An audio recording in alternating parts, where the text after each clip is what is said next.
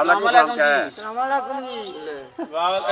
तू आको वालेकुम सलाम को गुई तो उते मैं रखे ही को नहीं तेने धक्के वाली बनाई होना मियां लाल दीना बुलबुल अखा मीट चली हर छुरी ते कर हलाल माली मेरा खून डोली अपने चमन उते तेरा बाग होसी लालो लाल माली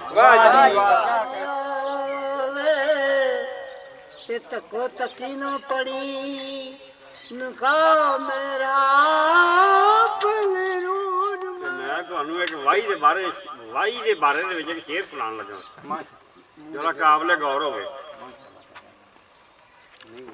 शीन शौक दे नाल मैं वाही कीती अच्छा जी वाह वाह वाह नहीं करनी ਤੁਹਾਡਾ ये खराब हो गया खाना भी वाह जी वाह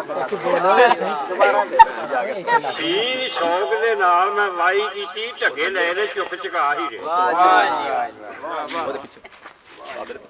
काबले गौर होवे शीन शौक दे नाल मैं वाही कीती ढगे ले ले चुक चका ही रे एक लिया 25 एक लिया 26 एक लिया 25 एक लिया 26 दोवें टुरदे ने कदम रला ही रे सोनी मुक गई है हाड़ी सुक गई है हाड़ी सोनी मुक गई है हाड़ी सुक गई है वही छड़ी है जुतियां खा ही मीम मारना सी पहले मार लेंदो मीम मारना सी पहले मार लेंदो हुण क्यों मारना साडा यार बन के सोहना वेख के फड़ी सी बांह तेरी हुण क्यों चुभना कंडा खार बन के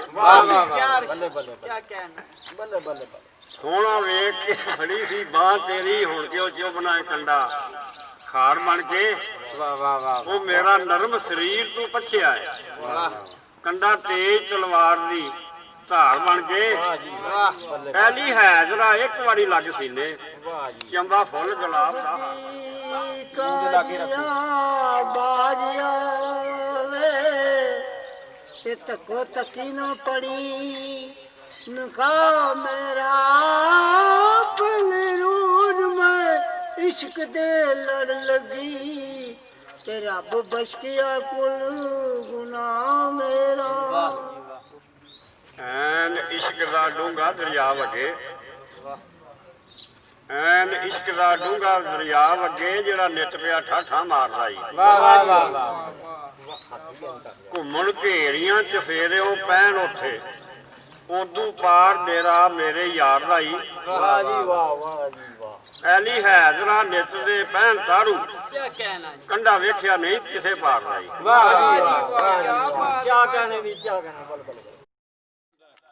ਤੁਹਾਡੇ ਦਿਲੋਂ ਆਵਾਜ਼ ਨਿਕਲਣੀ ਚਾਹੀਦੀ ਬਾਬਾ ਸ਼ਰੀਫ ਤੇ ਆਵਾਮ ਦੀ ਖਿਦਮਤ ਬਾਰੇ ਸੁਣਾਓ ਜੀ ਸ਼ੇਰ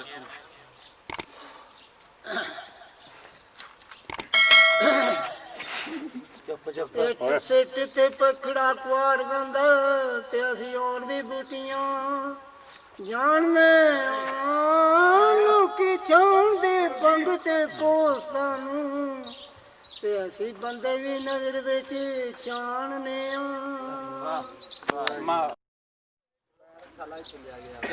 नीम मारने थी जरा ठहर जाना बुलबुल आख दी मन सवाल मांगी नीम मारने थी जरा ठहर जाना बुलबुल आख दी मन सवाल माली 5-7 गुलाब दे फुल लैके मेरे परां दे नाल मिला माली 5-7 गुलाब दे फुल लैके मेरे परां दे नाल मिला माली मियां लाल दीना बुलबुल अखा मीट चली हर छुरी ते कर हलाल माली मेरा खून डोली अपने चमन उते तेरा बाग होसी लालो लाल माली अस्सलाम वालेकुम जी हेलो वालेकुम सलाम जी तू आको वालेकुम सलाम को गुई तो वालेकुम सलाम अपना नाम दसो जी बुजुर्गो मेरा नाम मोहम्मद शरीफ बल्द अल्लाह दिता ਅੱਲਾ ਦਿੱਤਾ ਅੱਜ ਆਈ ਤੁਸੀਂ ਸਾਨੂੰ ਦੱਸੋ ਆਪਣੀ ਜ਼ਿੰਦਗੀ ਦੇ ਬਾਰੇ ਤੁਸੀਂ ਬਚਪਨ 'ਚ ਕਿੰਨੀਆਂ ਜਮਾਤਾਂ ਪੜ੍ਹੇ ਕੀ ਕੀ ਕਰਦੇ ਰਹੇ ਜੇ ਤੁਹਾਡਾ ਕੀ ਕਾਰੋਬਾਰ ਸੀ कारोबार ते वाही करते रहे ਅੱਛਾ ਜੀ ਫਿਰ ਸਕੂਲੇ ਵੀ 2 ਜਮਾਤਾਂ ਪੜ੍ਹੀਆਂ ਨੇ। ਅੱਛਾ ਜੀ ਉਸ ਤੋਂ ਬਾਅਦ ਇੱਕ ਰਿਟਾਇਰ ਹੋ ਗਿਆ। ਆ ਜਿਹੜਾ ਸਿੱਖਾਂ ਨਾਲ ਰੋਟੀਆਂ ਪੜਾਉਂਦੇ ਰਹੇ ਉਹ ਸਾਨੂੰ ਗੱਲ ਦੱਸੋ। ਰੋਟੀਆਂ ਦੇ ਬਾਲ ਸਨ ਨਿੱਕੇ ਨਿੱਕੇ। ਕਿਹੜੇ ਕਿਹੜੇ ਨਾਂ ਦੱਸੋ ਉਹਨਾਂ ਦੇ ਬੇਲੀ। ਇੱਕ ਦਾ ਨਾਂ ਜੀਤ ਸੀ, ਇੱਕ ਦਾ ਨਾਂ ਪ੍ਰੀਤ ਸੀ, ਅੱਛਾ ਇੱਕ ਨਾਂ ਬਾਂਦਰੀ ਸੀ, ਇੱਕ ਨਾਂ ਬਾਂਦਰ ਸੀ, ਅੱਛਾ ਇੱਕ ਨਾਂ ਬੂਟਾ ਸੀ, ਅੱਛਾ ਜੀ ਇੱਕ ਦਾ ਨਾਂ ਕੋਈ ਕਾਲਾ ਇੱਥੇ ਫੜ ਕੇ ਕੱਕੂ ਸੀ, ਅੱਛਾ ਜੀ ਇੱਕ ਦਾ ਨਾਂ ਲੱਖੂ ਸੀ। ਅੱਛਾ ਜੀ ਅਸੀਂ ਸਕੂਲੇ ਪੜ੍ਹਨ ਜਾਂਦੇ ਹੁੰਦੇ ਸਾਂ। ਐ ਤਾਂ ਤੁਸੀਂ ਫਿਰ ਸਿੱਖਾਂ ਦੀ ਰੋਟੀਆਂ ਉਹਨਾਂ ਖੋਹ ਖਾਂਦੇ ਆ ਜੀ। ਉਹਨਾਂ ਦੀਆਂ ਰੋਟੀਆਂ ਦੇ ਨਾਲ ਰੋਟੀਆਂ ਪੜਾਉਣੀਆਂ। ਆਲਾ ਮੋੜੋ ਉਹਨਾਂ ਅਗਰਾਂ ਪਿੱਟ ਗਈਆਂ ਨੇ, ਆਪਾਂ ਨਹੀਂ ਖਾਣੀਆਂ ਅਗਰਾਂ ਨਹੀਂ ਖਾਣੀਆਂ। ਤੂੰ ਪੈਂ ਜਾਣੀਆਂ। ਆਹ ਉਹ ਜਿਹੜਾ ਥੋੜਾ ਜਿਹਾ ਗੁਰਦੁਆਰੇ 'ਚ ਜਿਹੜਾ ਪੜਿਆ ਉਹ ਵੀ ਸੁਣਾਈ ਦੱਸੀ ਕੀ ਉਹ ਜਿਹੜਾ ਤੁਸੀਂ ਥੋੜਾ ਜਿਹਾ ਉਹਨਾਂ ਨੇ ਪੜ੍ਹੇ ਜੇ ਨਾ ਉਹ ਗੁਰਮੁਖੀ ਹਿੰਦੀ ਥੋੜਾ ਜਿਹਾ ਸਾਨੂੰ ਦੱਸੋ। ਨਹੀਂ ਬਾਬਾ ਜੀ ਦੱਸੋ। ਸੰਗਣ ਵਾਲੀ ਗੱਲ ਕੋਈ ਨਹੀਂ ਇਹਦੇ 'ਚ। ਉਹ ਯਾਰ ਨਹੀਂ ਕੋਈ ਉਮਰੀ ਵਾਲਾ ਸੁਣਾ ਦਿਓ ਕੋਈ ਨਹੀਂ ਗੱਲ। ਉਹ ਅਸੀਂ ਗੁਰਦੁਆਰੇ ਪੜ੍ਹਨ ਜਾਂਦੇ ਹੁੰਦੇ ਸਾਂ। ਅੱਛਾ ਉਹ ਆਂਦੇ ਹੁੰਦੇ ਹਨ ਈੜੀ ਊੜਾ ਸੱਸਾ ਗੱਗਾ ਨੰਨਾ ਚੱਚਾ ਆਹਾ। ਅੱਛਾ ਜੀ ਉਸ ਤੋਂ ਬਾਅਦ ਫਿਰ ਤੁਸੀਂ ਜਵਾਨ ਹੋ ਗਏ ਤੁਹਾਡੀ ਸ਼ਾਦੀ ਹੋਈ ਉਸ ਤੋਂ ਬਾਅਦ ਕੀ ਕਾਰੋਬਾਰ ਬਾਈ ਤੋਂ ਇਲਾਵਾ ਤੁਸੀਂ ਬਾਹਰ ਫੈਕਟਰੀਆਂ 'ਚ ਗਏ ਜੇ ਕਾਰਖਾਨੇ ਜਾਂ ਕੀ ਕੀਤਾ ਤੁਸੀਂ। ਕੋਈ ਨਹੀਂ ਵਾਈ ਦੇ ਕਰਦੇ ਰਹੇ ਆ। ਅਸੀਂ ਫੈਕਟਰੀਆਂ 'ਚ ਕੋਈ ਨਹੀਂ ਗਏ ਤੇ ਵਾਈ ਦੇ ਇਲਾਜ ਕਰਦੇ ਰਹੇ ਆ। ਵਾਈ ਅਸੀਂ ਕਰਦੇ ਰਹੇ, ਮਾਲ ਡੰਗਰ ਸਾਂਭਦੇ ਰਹੇ, ਪੱਠੇ ਪਾਉਂਦੇ ਰਹੇ ਆ। ਘਿਓ ਕਿੰਨੇ ਨੂੰ ਕਿਲੋ ਵੇਚਦੇ ਰਹੇ ਜੇ। ਘਿਓ 400 ਨੂੰ ਕਿਲੋ ਵੇਚਦੇ ਰਹੇ ਆ ਮੱਝੀ ਦਾ। 400 ਮਣ 400 ਨੂੰ ਕਿਲੋ।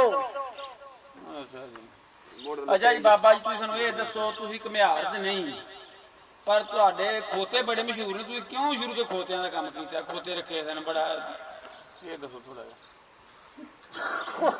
ਰੱਖੇ ਨੇ ਉੱਥੇ ਮੈਂ ਰੱਖੇ ਹੀ ਕੋਈ ਨਹੀਂ ਇਹਨੇ ਧੱਕੇ ਨਾਲ ਹੀ ਬਣਾਈ ਉਹਨਾਂ ਨੇ। ਪੂਛਲਾ ਮਰੋੜਦਾ ਰਿਹਾ ਹੁਣ ਤੱਕ ਰੱਖੇ ਕੋਈ ਨਹੀਂ। ਨਹੀਂ ਪੱਠਿਆਂ ਵਾਸਤੇ ਆ ਆ ਪੱਠਿਆਂ ਵਾਸਤੇ ਖੋਤੀ ਨਹੀਂ ਸੀ। ਉਹ ਰੇੜੀ ਦੇ ਪੱਠੇ ਲਿਆ ਵੀ ਦੇ ਸਨ ਬੱਗੀ। ਤੇ ਉਹ ਜਿਹੜਾ ਖੋਤਾ ਚੱਕ ਮਾਰਦਾ ਸੀ ਉਹ ਕਿਦਾ ਸੀ ਉਹ ਬੱਲੋ ਕਹਿੰਦਾ ਸੀ।